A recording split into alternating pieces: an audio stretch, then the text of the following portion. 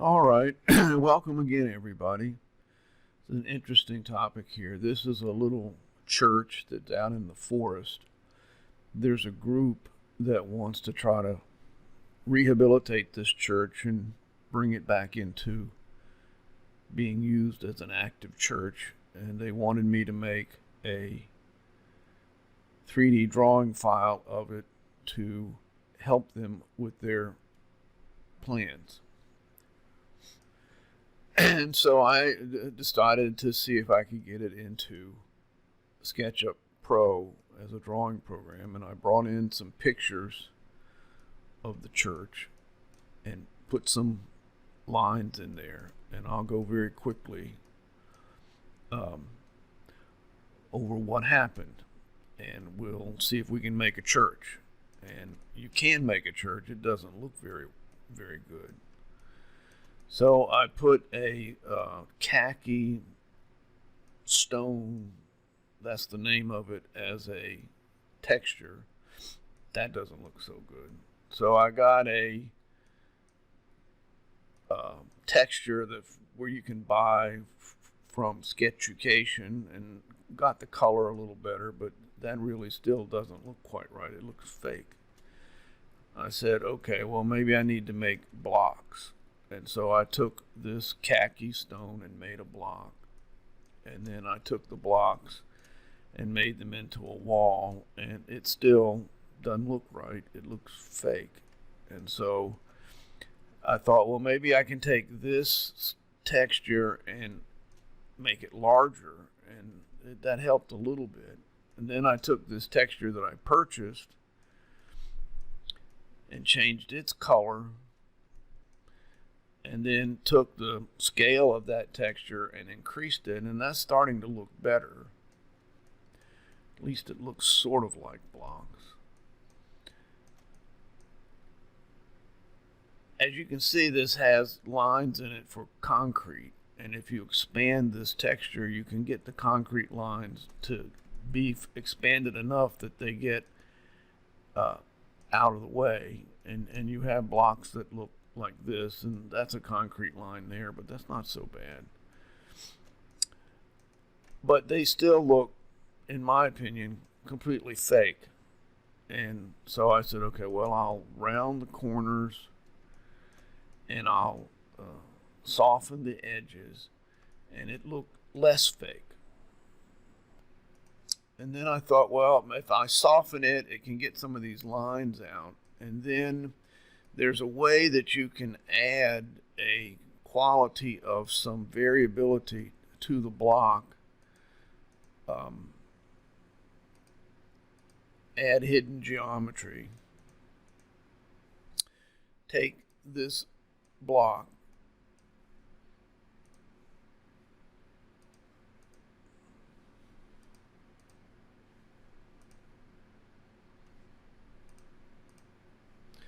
and choose just this face right here. Then you subdivide that, and you subdivide it, and you subdivide it. And that's not bad, maybe one more. Then you can take this tool that is available from Artisan, and you can take this sculpting tool and just move it across this face.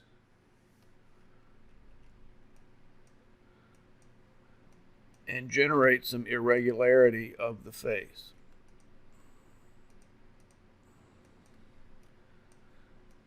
In this fashion. And you can see that this is completely random. In other words, this face is the only face like this in the whole world. And so now we'll turn off hidden geometry.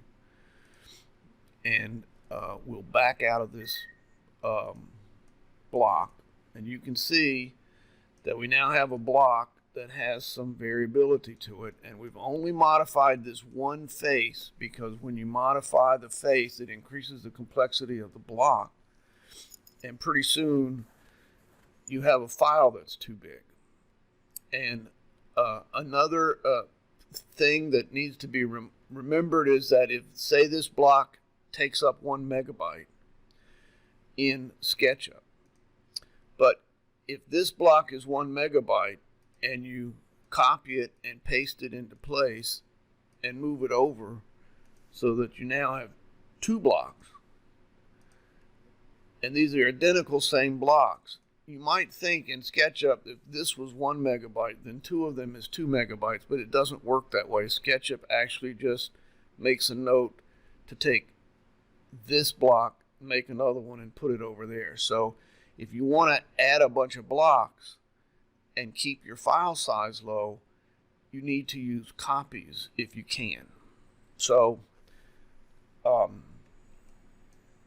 here are the blocks that I chose to use for the church with the colors that I wanted to have.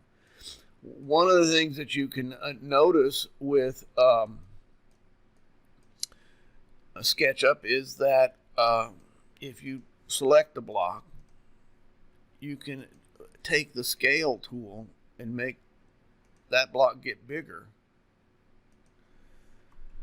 and now it's bigger, and you didn't do much of anything, and it still has that irregular face to it, and you can start building a wall. And again, if you expand out this texture, you can get rid of these concrete lines, because the next thing that I noticed with this wall made up of simply just blocks is that it still looked fake. And so what I did was added to the wall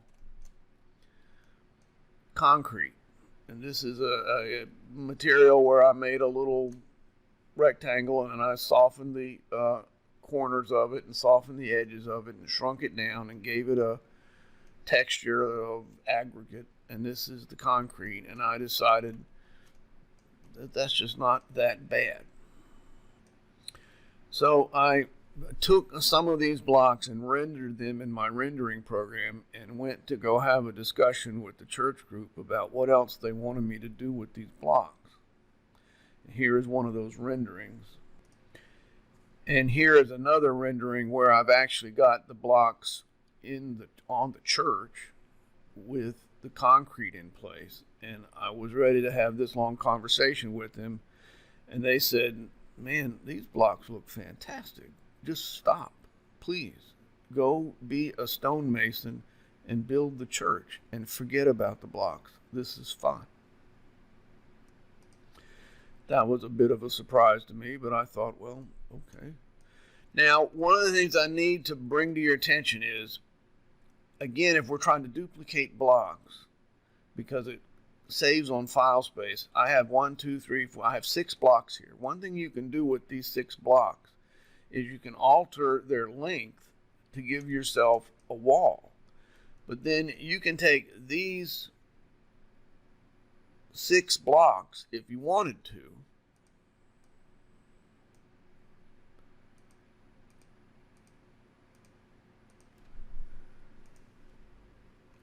and then do the SketchUp scale action. And, I think most people who are scientifically trained, you would say, well, you scale it up, you scale it down, and they would go, okay. And then you would say, well, let's scale it by a negative number. And I think most scientifically trained people would go, what are you talking about? A negative scale? That doesn't make any sense. But if you, in the 3D drawing programs, if you do a -1 scale, what you wind up doing is you've created this exact wall, except it's the mirror image of itself. And what has happened is you have these 6 blocks, and you have 6 more of them, and they're not quite exactly the same as this. So you can start to build a wall where it has a variability to what the wall looks like without actually creating more and more and more blocks. And you can put this mirror image right here, and you can select this whole wall and make the mirror image of this whole wall and put it on top of that wall, and pretty soon you have a fairly big wall without you having to do that much of anything. And of course, another issue, if you wanted to consider it, is you could take this whole wall right here and move it over there And now remember, this is because of space, this side has the rough edge of it, but this side does not. But if you take your scale tool and make a negative scale of this wall, suddenly you have